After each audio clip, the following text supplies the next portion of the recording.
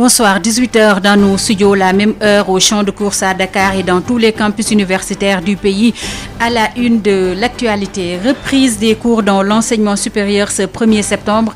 Les étudiants se prononcent, ceux de Dakar se disent prêts alors que ceux de l'UGB de Saint-Louis acceptent mais rejettent toute reprise progressive. Les autorités du CROUS balayent d'un revers de main.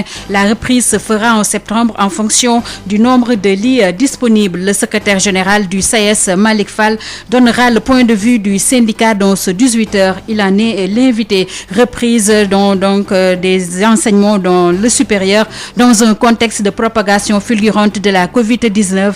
75 nouvelles contaminations recensées ce jour, 256 décès au total et 4252 patients sont sous traitement. L'installation au champ des courses, pas de tout repos pour les commerçants de Sandaga. 2 semaines après, les mines sont toujours renfrognées. L'hivernage a révélé plusieurs tares et les clients se font désirer. Le chiffre d'affaires des occupants des lieux négativement impacté. Adji Fatou Bari y a fait un tour.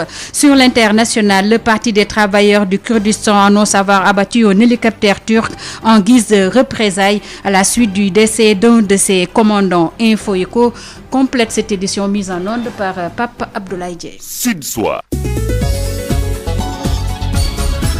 Hapsa Eliman Wan. Bonsoir et bienvenue à Sud Soir. Je vous le disais en titre, reprise des cours dans l'enseignement supérieur le 1er septembre prochain. Les étudiants se disent prêts à retourner dans les amphithéâtres pour sauver l'année en cours. Selon le coordonnateur des écoles et instituts, le dispositif sanitaire qui est en train d'être mis en place à l'université Cheikh Anta Diop de Dakar est rassurant. Nous écoutons pour plus de détails Seydou Abdou Diop avec Khadisen. C'est une décision suprême en tout cas, qui vient du président de la République. Ensuite, ça passe par le ministre de l'Enseignement supérieur et ça descend ici. En tout cas, jusqu'à nouvel ordre, nous retenons que le 1er septembre, nous allons reprendre les chemins des amphithéâtres afin de sauver l'année. Parce que une année qui a été entamée pour beaucoup, certains ont terminé le premier semestre, d'autres pas. Et le challenge, ce sera de terminer l'année, de sauver cette année, malgré la crise. Certes, il y en a qui ont fait des cours en ligne, des enseignements à distance. Déjà, ceux-là ont sauvé l'année. Mais pour ne pas pénaliser ceux qui n'avaient pas eu la chance ou l'opportunité de faire ces enseignements en ligne, reprendre les cours le 1er septembre en présentiel permettrait bien évidemment de les sauver, permettrait bien évidemment à ces étudiants-là de sauver cette année-là. En tout cas, on participe à des réunions. La reprise ne s'est pas préparé comme ça. Donc, depuis plusieurs mois, nous sommes en train de préparer le retour des étudiants. Je ne serai pas trop optimiste. Je ne serai pas non plus pessimiste. Je serai au juste milieu pour pouvoir observer les griefs qui seront devant nous et pour pouvoir ne pas reproduire les erreurs du passé. Ici, au niveau de l'université Cheikh Anta Diop, du côté du dispositif mis en place ou qui serait en train d'être mis en place, nous sommes très confiants. Donc maintenant, d'ici le 1er septembre, il nous reste quelques jours, nous pourrons constater le déploiement de ces moyens matériels, notamment des gels hydroalcooliques, des bacs pour que les étudiants puissent se laver les mains, des masques qui seront mis à la disposition de la direction par le ministère de l'Enseignement supérieur. Rappelons aussi qu'au sein du campus social, il y a déjà des installations, c'est-à-dire des lavabos à presque toutes les entrées. En tout cas, nous sommes confiants. Avec le respect des gestes barrières, nous pensons que nous pouvons nous débrouiller en attendant une meilleure situation. Seydou Abdou Diop, le coordonnateur des écoles et instituts délégués d'étudiants à l'UCAD qui se prononçait sur la reprise des cours dans l'enseignement supérieur le 1er septembre prochain. Après Dakar et l'université Cheikh Anta Diop, nous nous rendons à Saint-Louis pour y retrouver les étudiants de l'université Gaston Berger qui exigent des autorités une reprise en effectif global au mois de septembre, contrairement à la proposition de la tutelle de rouvrir les universités de manière progressive. Yves Tendeng. La coordination des étudiants de l'université Gaston Berger de Saint-Louis exprime des réticences par rapport à la proposition de la tutelle de rouvrir les universités au mois de septembre prochain. Omar Chérif Diallo est le président de séance de la coordination des étudiants de Saint-Louis. Ce que maintenant nous demandons aujourd'hui dans ce contexte actuel, c'est que il y ait un retour à un effectif global. Nous invitons les autorités locales, pendant qu'il est encore temps, à s'activer, à créer les conditions de manière pratique, les conditions sociales et sanitaires pour une reprise des enseignements sécurisés. Des étudiants qui, aujourd'hui, attendent beaucoup de respect de la part des autorités.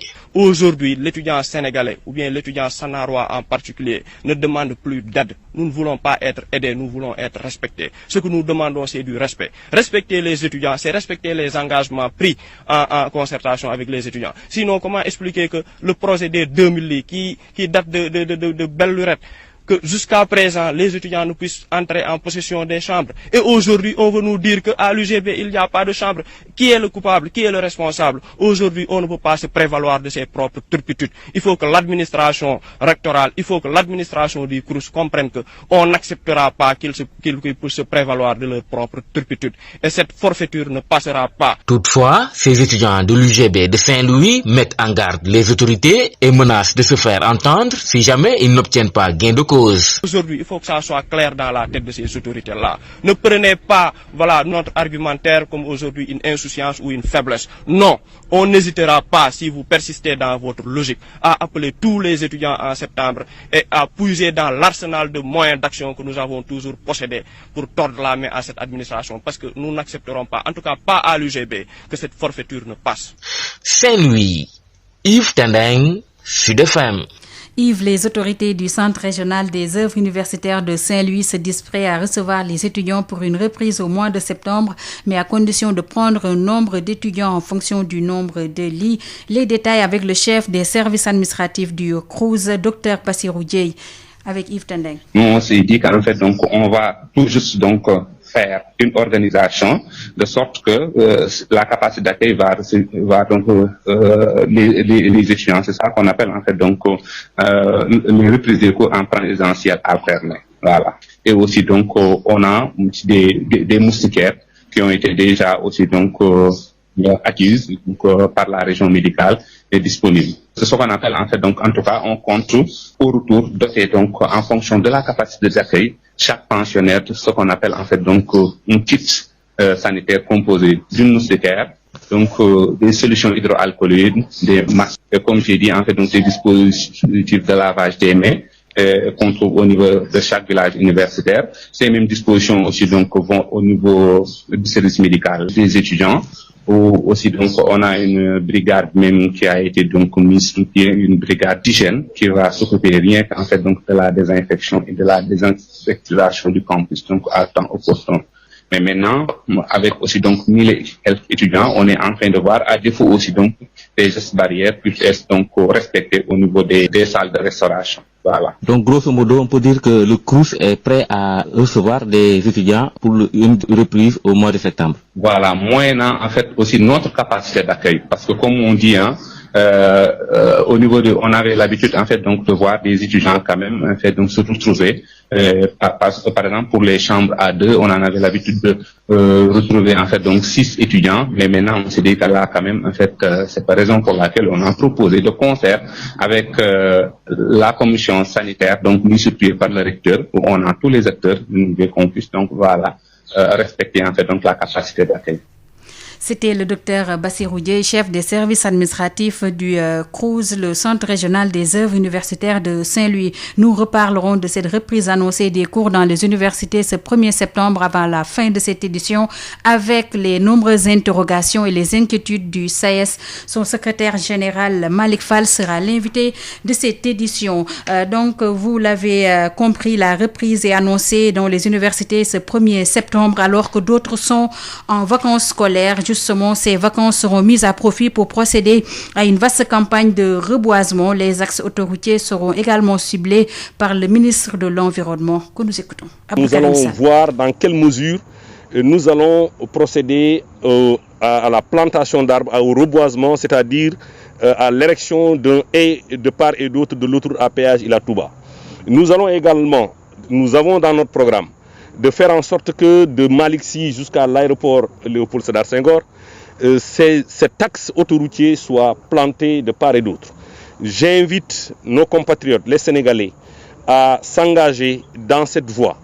Je disais tantôt que le président de la République a pris une très bonne décision cette année, parmi tant d'autres, c'est-à-dire c'est d'octroyer 10 hectares de l'emprise de l'ancien aéroport Léopold Sédar Senghor pour en faire une forêt urbaine de Dakar Yoff, un parc forestier urbain de Dakar Yoff. Et ça également, c'est une décision historique. Vous savez, depuis 1930, date à laquelle on a classé la première forêt du Sénégal, nous avons au total 186 forêts classées. Les 186, je disais tout à l'heure, que la première forêt a été classée en Casamance, elle date d'octobre 1930. Et parmi les 186 forêts classées, seules 5 ont été classées après les indépendances. Ça, il faut le souligner. Et le dernier classement date de janvier 1968. Ce qui veut dire que depuis très longtemps, le Sénégal n'a pas classé de forêt. Le président de la République est en train de poser des actes concrets pour la matérialisation du PSE vert. Et c'est la raison pour laquelle je demande à tous les Sénégalais de venir nous accompagner. Sud FM, l'info, c'est ici. Et nous parlons de la situation du jour de la Covid-19 au Sénégal. 75 nouvelles contaminations ont été signalées ce lundi par le ministère de la Santé et de l'Action sociale. 3 nouveaux décès liés à la Covid-19 également recensés, ce qui porte le total à 256 personnes décédées de la Covid-19. Le point avec le directeur de la prévention, Dr El Hadj Mamadou Ndiaye. Sur 1049 tests réalisés, 75 sont revenus positifs, soit un taux de positivité de 7,15%. Les cas positifs sont répartis comme suit. 37 cas contacts suivis par nos services, 38 cas issus de la transmission communautaire et répartis entre les quartiers ou communes suivants. La commune de Ziguinchor, 6, Mermoz, 4, Kédougou, 3, Dakar Plateau, 2, Médina, 2, Parcelles Assainies, 2, Rufisque, 2, Bignona, 1, Bounkiling, 1, Cambérène, 1, Cissé Foire, 1, Cité Fadia, 1, Cité Keur Damel, 1, Guédiawaye, 1, Anne, 1, HLM Grand Yoff, 1, Khombol, 1, Les Maristes, 1, Niary Tally, 1, Nord Foire, 1, Richard Toll, 1, Sicap Amitié, 1, Soprim Extension, 1 et Zone de captage, 1. 51 patients hospitalisés ont été contrôlés négatifs et déclarés guéris. 55 cas graves sont pris en charge dans nos services de réanimation. 3 décès ont été enregistrés ce dimanche 16 août 2020. L'état des autres patients hospitalisés est jugé stable. À ce jour, 12 237 cas ont été déclarés positifs, dont 7 728 guéris, 256 décédés et donc 4 252 sous traitement. C'était le directeur de la prévention, Dr El Hadj Mamadou Ndiaye. La Covid-19 a négativement impacté le secteur de l'hôtellerie dans la région sud du pays. La plupart des réceptifs hôteliers sont fermés. L'hôtellerie est au point mort, nous dit Ignace Ndeye. S'il y a en ce moment un secteur très éprouvé par la pandémie de Covid-19 dans la région sud, c'est bien l'hôtellerie. Pas de clients. Les hôtels de la région sont dans une agonie totale. La Covid-19 a fini de plonger la plupart des réceptifs hôteliers au point mort. Si au Cap Skirring, dans la cité balnéaire, la plupart des hôtels sont à l'arrêt. À Ziguinchor, les rares qui fonctionnent peinent à atteindre un taux de remplissage de plus de 5%. Augustin Diatta, président des acteurs du tourisme en Casamance, dresse un tableau plus que sombre de la situation. Très compliqué, c'est très compliqué. Et la majorité des 80% ou 90% des établissements sont complètement aux arrêts. Donc du côté du prescrit, l'intégration, qui essaie d'ouvrir, qui essaie de recevoir de certains gens. À Ziguinchor aussi, on a eu 2-3 hôtels qui ont essayé d'ouvrir, mais le taux de remplissage est trop faible. Pour vous dire que rien ne va. Parce qu'à Ziguinchor, c'est le tourisme d'affaires. Des gens qui viennent à Dakar, et ainsi de suite. Et là aussi, on n'a plus le flux d'avant qu'on voyait, les gens qui venaient faire des affaires, qui passaient. Et tout se fait maintenant par télétravail. Ça ne va pas du tout. Le tourisme, ça ne va pas du tout. L'accompagnement de l'État par des financements, par un fonds de roulement, d'investissement pour booster la reprise des activités n'a pas pour autant permis aux hôteliers de sortir la tête de l'eau.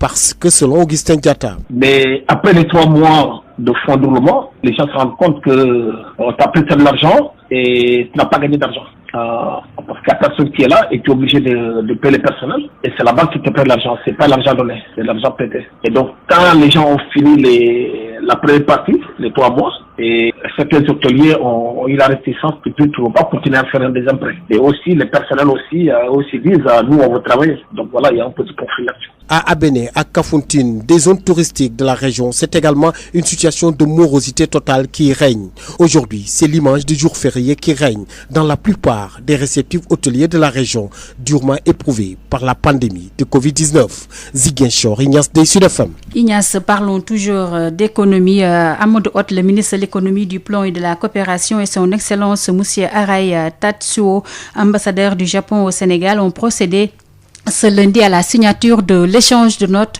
relatif à l'assistance alimentaire du Japon au bénéfice du Sénégal d'un montant de plus d'1,250 milliard à travers ce dont le Japon soutient les efforts du gouvernement du Sénégal pour le renforcement de la sécurité alimentaire. Il va permettre l'achat de riz pour faire face au déficit de la production agricole et va favoriser le renforcement du stock national de sécurité alimentaire. Le produit de la vente sera accumulé dans le fonds de contrepartie en vue du financement de projets de développement socio-économique de l'État. Selon la cellule de communication du ministère, cette signature intervient en cette année où le Sénégal et le Japon commémorent le 60e anniversaire de la relation diplomatique et le 40e de l'envoi de volontaires japonais au Sénégal, 2 événements très représentatifs de la solide amitié qui lie les 2 pays. Et nous restons en ville pour aller au champ de course. Les ex-commerçants de Sandaga entre plainte et complainte 15 jours après s'être installés sur les champs de course. En cause les défaillances techniques mises à nu par l'hivernage en plus de l'absence de la clientèle qui affecte leur chiffre d'affaires. Reportage Adi Fatou Bari. Près de 2 semaines après avoir élu quartier au champ de course de Dakar, les ex-commerçants de Sandaga peinent encore à marquer leur empreinte. Le site est très enclavé, mais n'est pas difficile d'accès. Actuellement, il n'y a pas beaucoup de clientèle. Dakar, mais enclavé. Il faut une publicité. Un site enclavé, des cantines étroites, entre autres raisons évoquées pour expliquer leur situation au moment où une autre défaillance fait surface. Il s'agit de l'absence de canalisation. Damnian est le porte-parole de l'association And Tahaou Sandaga. La finition du site est faite dans la précipitation. Donc, il y a beaucoup de problèmes liés à l'inondation du site, mais à l'eau qui coule des toitures.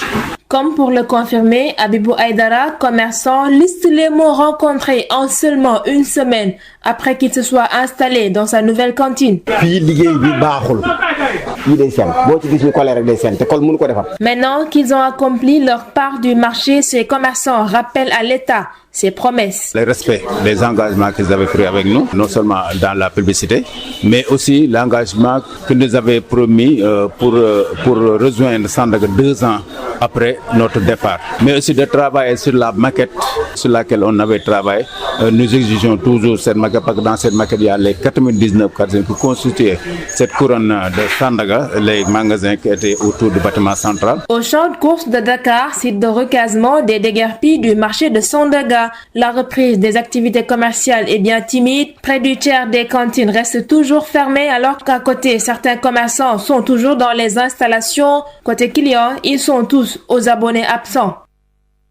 Adji Fatou Barry, nous parlons politique. Le grand parti souffle sur sa 5e bougie ce 17 août. Le bilan tiré de ces 5 années d'existence est plutôt satisfaisant selon les responsables du grand parti.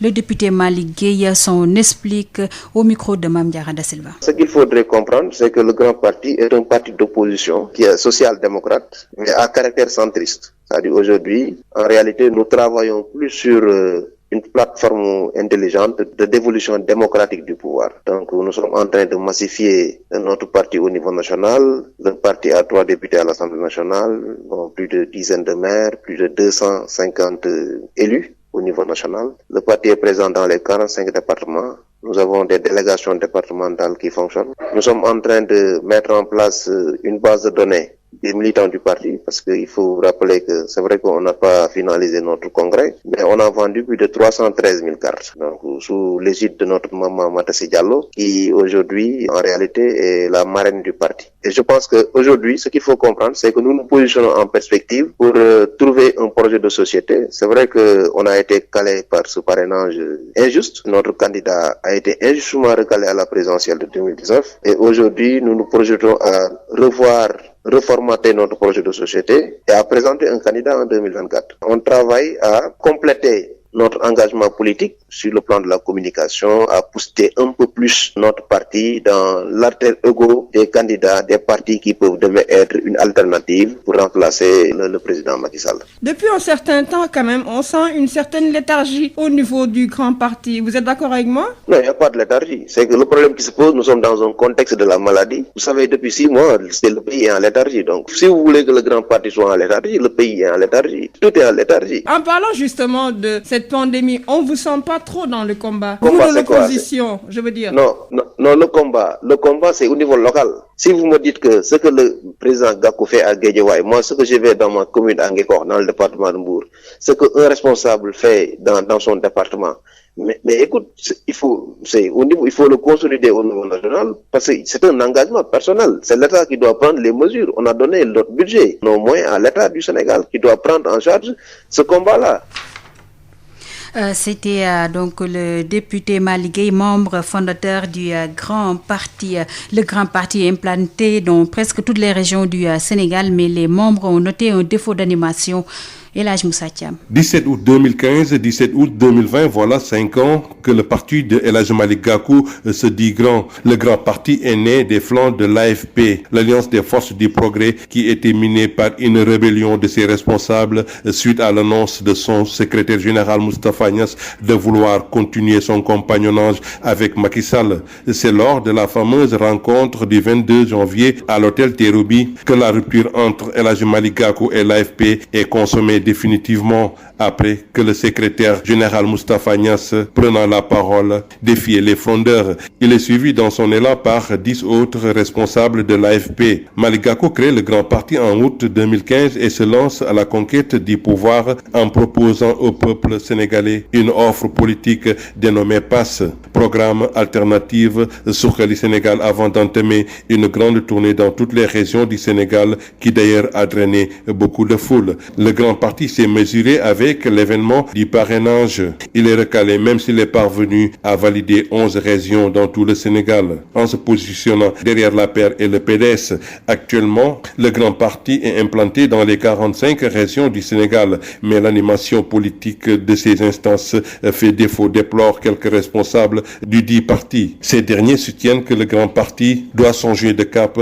sinon va faire du surplace politique éternellement. Certains observateurs parlent de discours qui n'accrochent pas, car le peuple sénégalais oriente le plus son choix sur le discours que sur le porteur. Doctorant en économie et expert en commerce international, Elhadji Malick Gakou doit axer son discours sur les questions de souveraineté nationale s'il veut briguer le suffrage des Sénégalais, a indiqué un membre de son parti. L'entrée du grand parti dans un gouvernement d'union nationale qui serait en gestation n'est pas à l'ordre du jour. Toutefois, une fois la proposition émise, le bureau politique en décidera la suite. Il faut noter qu'en 5 ans d'existence, le grand parti a à son actif 3 députés comme le PUR, derrière l'APR et le PDS, 3 maires et une centaine de conseillers municipaux et départementaux. Le grand parti projette de briguer les collectivités locales lors des prochaines joutes. Banlieue dakaroise, Elhadji Moussa Thiam, Radio Sud FM. Sud FM vous transporte partout au Sénégal et dans le monde.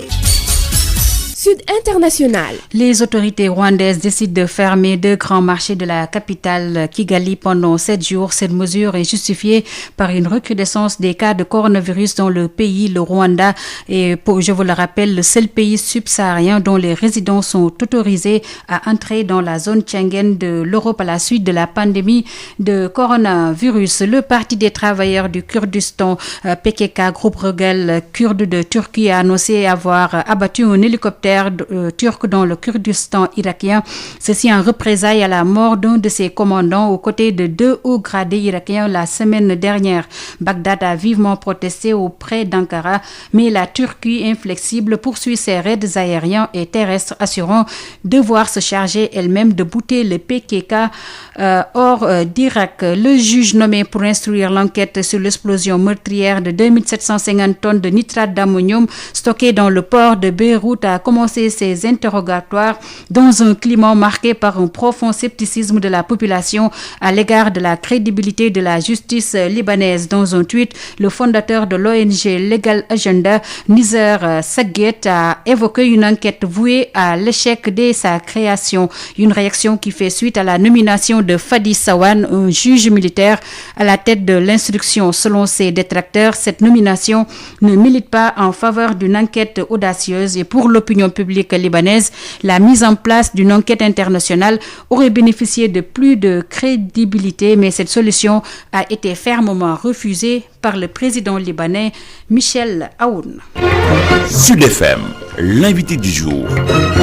Ce lundi, nous recevons comme invité le secrétaire général du SAES, Malick Fall, qui revient sur les nombreuses interrogations et les inquiétudes du syndicat pour la reprise annoncée des cours dans les universités le 1er septembre prochain. Il s'en ouvre à Adjaratou Issegnan.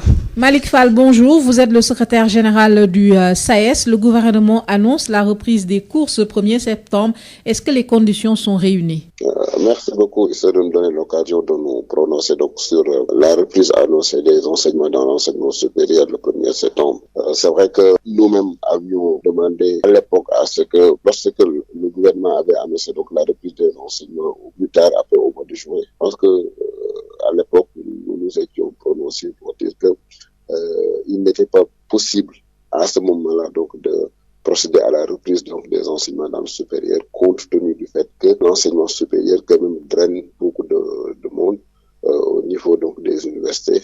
Donc il y a une certaine promiscuité qui régnait dans ces universités et que l'éventualité donc d'une reprise à cette date-là n'était pas possible. Et nous avions demandé, après avoir analysé donc la situation, après avoir fait donc des projections dans l'avenir en se disant que si on prend donc un certain nombre de mesures et qu'on arrive à endiguer un petit peu donc la maladie, une projection au 1er septembre nous permettrait en tout cas de reprendre donc les enseignements et de pouvoir donc terminer l'année compte tenu du fait qu'en dehors de l'université SNCF de Ziguinchor et probablement de l'université Elhadji Ibrahima Niass de Kaolack, pratiquement donc toutes les autres universités avaient bien avancé dans les enseignements, avaient pratiquement terminé le 1er semestre et certaines universités avaient entamé le 2e semestre. Mais est-ce que le SAES a des propositions concrètes?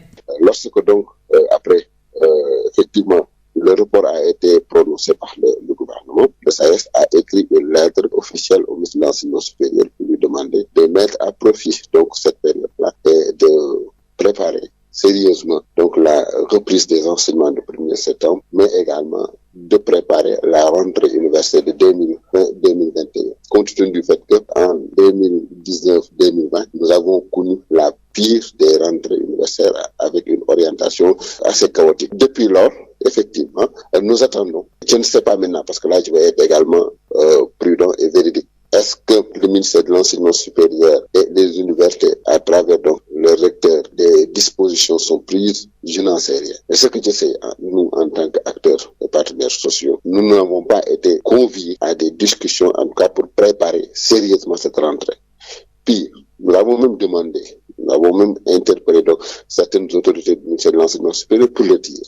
En temps normal, nous avions 2 mois de vacances. Et à la reprise, on organisait un conseil interministériel préparant la rentrée universitaire.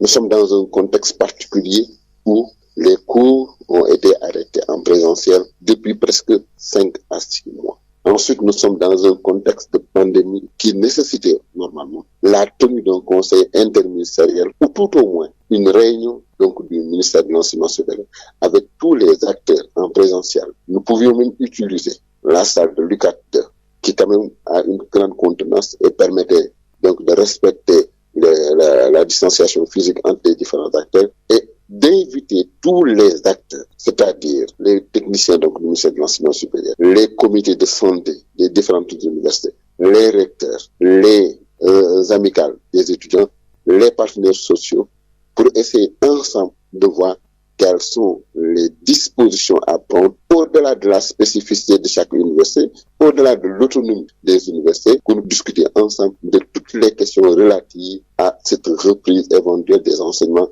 le 1er septembre. Malheureusement, on ne nous a pas entendu.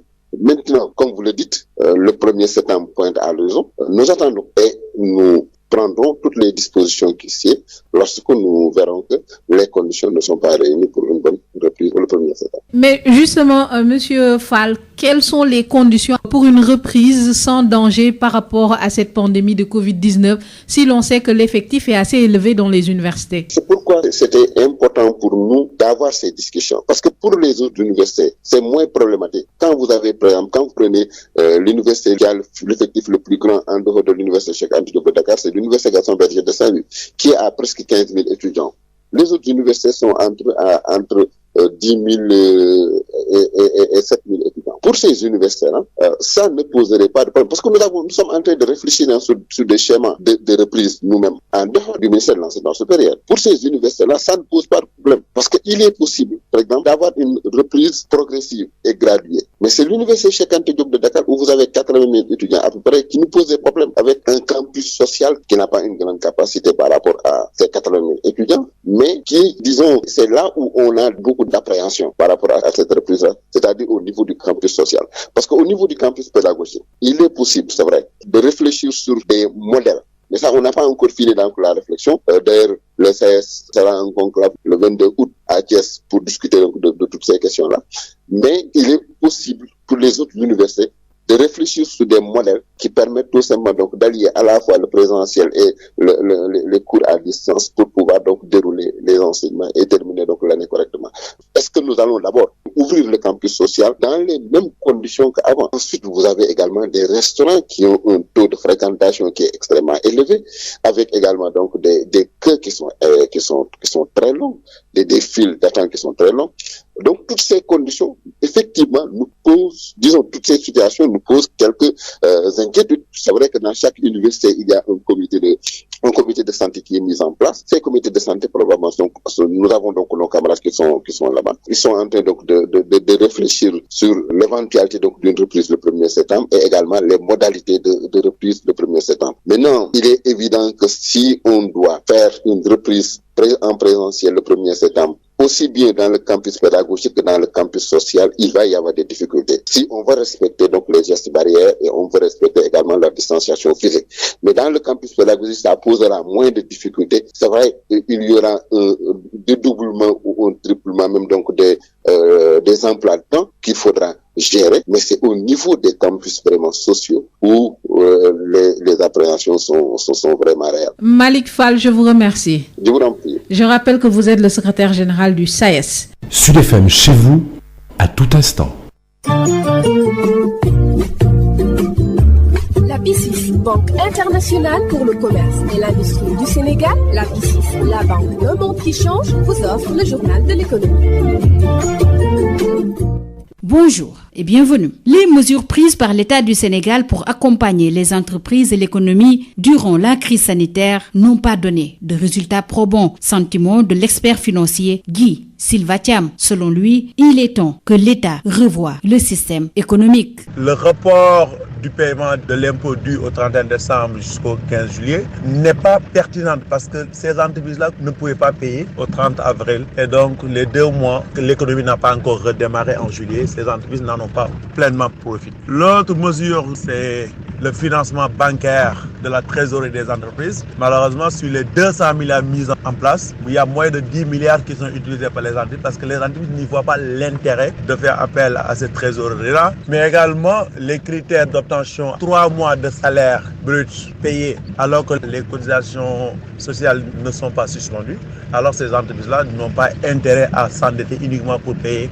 Les entreprises préfèrent négocier avec les salariés des conditions beaucoup plus avantageuses. Il y a le remboursement de la trésorerie de l'État qui jusqu'à présent tarde à se faire. Il y a moins de 150 milliards qui sont payés alors que l'État devait payer pour 320 milliards de dettes intérieures. Aujourd'hui, il faut reconnaître que l'État a voulu accompagner mais n'a pas réussi à accompagner les entreprises même si cette peuvent y trouver leur compte. Mais durant la grosse période de la pandémie, aucune entreprise n'a pu être valablement accompagnée du fait des procédures longues ou du fait de l'inopérabilité de la mesure prise. La Covid nous a montré que notre économie est extrêmement extravertie. Il serait temps que l'État repense son système économique en passant par le transfert de technologie chanté par Mansour Kaman. Si on n'arrive pas à ce transfert de technologie-là, quelle que soit la crise externe qui va nous tomber dessus, nous serons encore extrêmement vulnérables. Le journal de l'économie, c'est fini. Merci de votre fidélité.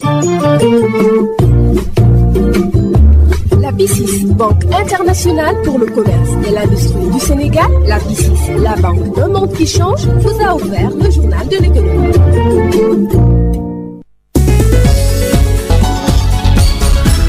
Hapsa Eliman One. 18h38 dans nos studios, c'est la fin de Sud Soir. Avant de nous quitter, le rappel des titres.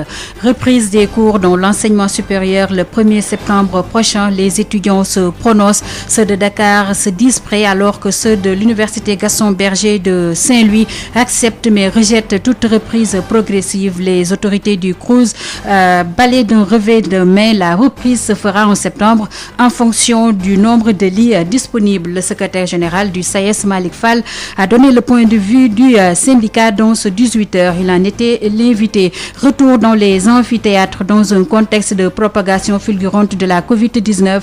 75 nouvelles contaminations recensées ce jour. 256 décès au total et 4252 patients sont sous traitement. L'installation au champ de course, pas de tout repos pour les commerçants de Sandaga.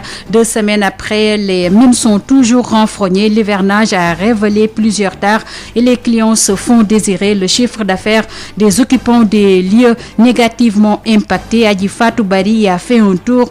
Vous avez eu droit à son reportage. Sur l'international, le Parti des travailleurs de Kurdistan annonce avoir abattu un hélicoptère turc ce jour en guise de représailles à la suite du décès d'un de ses commandants. Info Eco a complété cette édition mise en onde par Pape Abdoulaye Dieye. Merci à lui. Merci également à vous, chères auditrices et auditeurs de Sen Radio. Vous avez droit tout de suite à Sud Nutrition, suivi de la page culture de Amadou Moustapha Dien. Et à 19h, vous aurez droit à Rétrosport. Très bonne suite de programme.